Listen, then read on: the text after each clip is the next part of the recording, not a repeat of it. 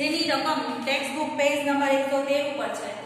તો તમે રકમમાં ધ્યાન આપશો. રકમ આ મુજબ છે.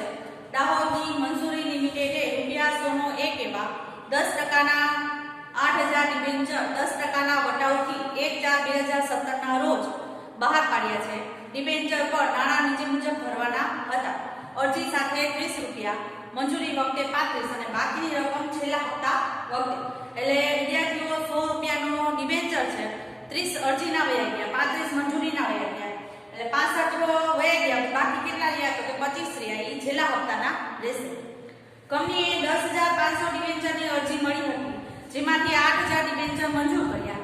નહીં મંજૂર કરેલા ડિબેન્ચરના નાણાં અરજદારોને પરત કર્યા. ડિબેન્ચર પર મગાવેલ બધી જ રકમ સમયસર મળી ગઈ હતી. ડિબેન્ચર બહાર પાડવાનો ખર્ચ 22,000 થયો છે. ડિરેક્ટરે નક્કી કર્યું કે ડિબેન્ચર બહાર પાડવાના ખર્ચ ખાતે અને ડિબેન્ચર વટાવ ખાતે જે રકમ છે તે તેનો 1/5 ભાગ દર વર્ષે નફા નુકસાનના પત્રકમાં લઈ જઈને માંડી વાળવો. ઉપરના વ્યવહારો પરથી કંપનીના ચોપડામાં ફક્ત પ્રથમ વર્ષની આમનોંધ જ લખવાની છે. તો આમ જોઈએ તો આ મુદ્દો છે એ સ્કીપ કરેલો નથી, કારણ કે દાખલા 1 થી 10 કરવાના છે. તો અહીંયા 1 થી 10 દાખલા કરવાના હોય માટે દાખલા નંબર 10 નો સમાવેશ છે. એટલે 11 થી 14 સુધીના દાખલા છે એ સ્કીપ કરેલા છે. તો દાખલા નંબર 10 નો સમાવેશ છે એટલે કે કરવાનો છે દાખલા નંબર 10. તો એને અનુલક્ષીને આપણે અહીંયા દાખલા નંબર 10 છે એ લીધો છે. તો સૌથી પહેલા આપણે અરજી વખતેની ગણતરી કરીએ.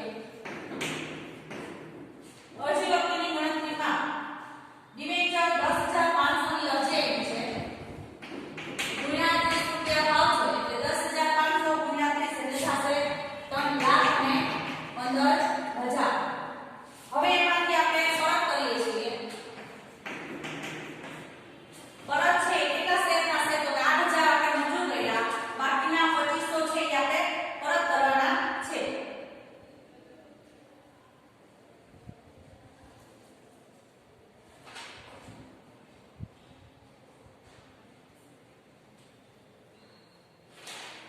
મંજૂરી વખતની આ નોંધ લઈએ કે મંજૂરી વખતે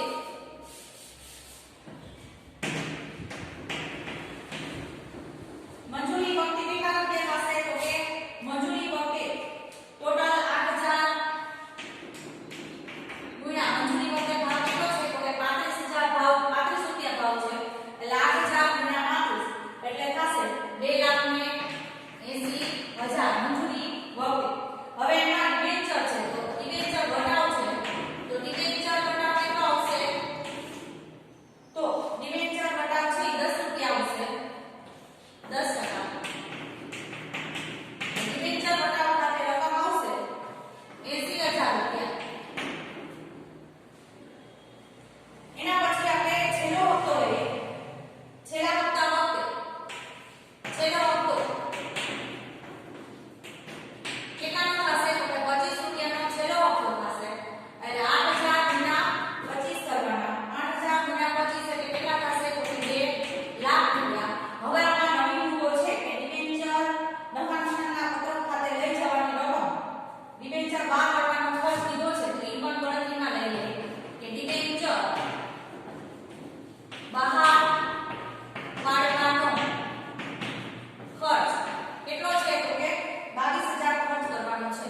એટલે એની આમદન પણ આપણે પસાર કરવાની રહેશે. અને 1/5 ભાગ છે નફા નુકસાનના પત્રક ખાતે લઈ જવાનું છે. એટલે નફા નુકસાનના પત્રક ખાતે કેટલી રકમ લઈ જશે? તો કે આ 22,000 છે એનો 1/5 ભાગ એટલે 22,000 ના 1/5 ભાગ થશે 4,400 રૂપિયા. ડિબેન્ચર બહાર પાડવાનો ખર્ચ છે. ડિબેન્ચર વટાવ ખાતે 1/5 ભાગ પણ લઈ જવાનો છે. ડિબેન્ચર વટાવ ખાતે પણ લઈ જવાનો છે. ડિબેન્ચર વટાવ કેટલાનો છે? તો કે 80,000 ડિબેન્ચર અને 1/5 ભાગ એટલે કેટલા થશે? તો કે 16,000 રૂપિયા થશે. છતાં પણ ગણતરી આપણે આમનું લખતા જશું એમ ગણતરી પસાર કરતા જશું. આ છે સામાન્ય ગણતરી છે. એટલે સામાન્ય ગણતરીમાં આટલી આમનોંધ આપણે પસાર કરવાની રહેશે અને આટલી ગણતરી એટલે કે આટલી રકમ છે એ આપણે આમનોંધમાં લખવાની રહેશે. તો સૌથી પહેલી આમનોંધ થશે બેંક ખાતે ઉધાર 3,15,000 તે 10%ના ડિબેન્ચર અરજી ખાતે 3,15,000. એના પછીની જે આમનોંધ થશે એ લખવાની છે 9%ની 10%ના ડિબેન્ચર અરજી ખાતે ઉધાર કેટલા રૂપિયા આવશે? તો કે અરજી ખાતે જેટલી રકમ જમા છે એટલી રકમ આવે 3,15,000.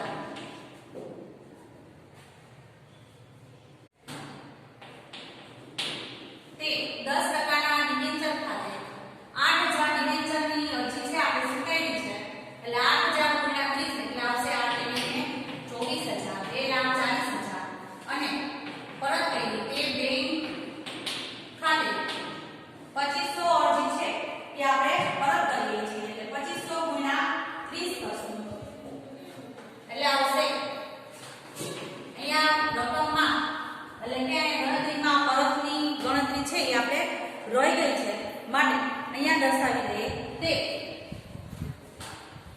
2500 ગુણ્યા કેટલા કરશું તો કે 30 કરશું એટલે આવશે 75,000. એના પછીની આપણે આમનોંધ લખીએ તો મંજૂરીની આમનોંધ થશે. એના પછીની મંજૂરીની આમનોંધ થશે કે 10%ના ડિબેન્ચર મંજૂરી ખાતે ઉધાર 10%ના ડિબેન્ચર મંજૂરી ખાતે ઉધાર કેટલા કરશું તો કે 2,80,000. વટાવથી આપણે સે બાદ પાડ્યા છે ડિબેન્ચર વટાવ ખાતે ઉધાર 10 રૂપિયા ડિબેન્ચર વટાવ છે એટલે 8,000 ગુણ્યા 10 એટલે 80,000 તે 11%ના ડિબેન્ચર ખાતે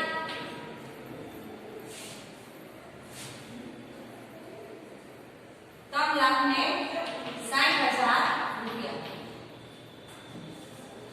મંજૂરીની આમનોંધ આપણે લઈ. હવે મંજૂરીની રકમ છે એ મળે છે એની આમનોંધ આપણે લખશું.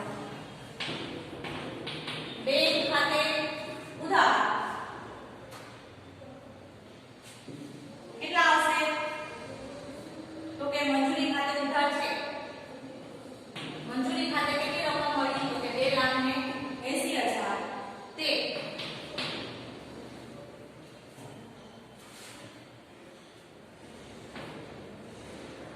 11%ની ડિબેન્ચર મંજૂરી ખાતે 2,80,000 રૂપિયા એટલે કે ડિબેન્ચરની રકમ છે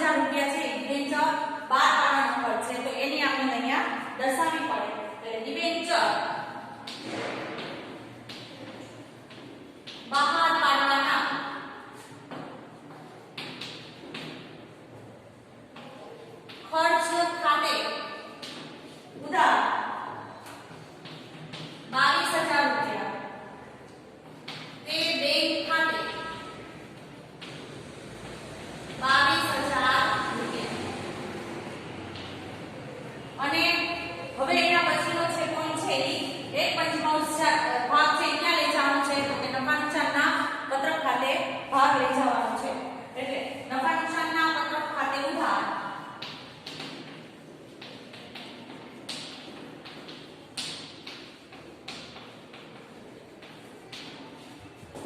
ટોટલ રકમ છે 16,000 અને 14,400 એટલે 20,400 રૂપિયા